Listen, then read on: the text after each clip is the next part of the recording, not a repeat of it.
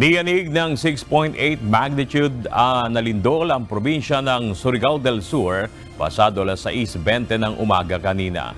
Ayon sa Philippine Institute of Volcanology and Seismology o PVOX, naitala ang sentro ng lindol sa layong 66 km northeast sa bayan ng Linggig.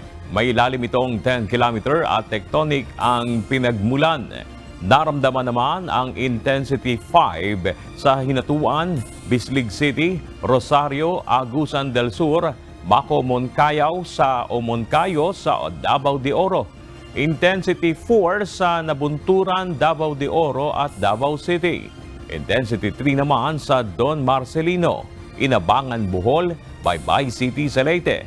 At intensity 2 sa Mambahaw, Camiguin, Sogod, Southern Leyte, Cotabato City at Dato Odin, Sinsuat sa Maguindanao. Wala namang inilabas na advisory sa banta ng tsunami at wala pang napaulat ang mga otoridad na matinding pinsala dahil sa lindol.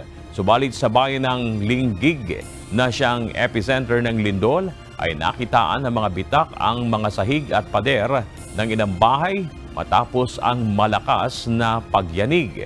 Sunod-sunod na aftershocks naman ang naramdaman sa iba't ibang lugar sa Mindanao.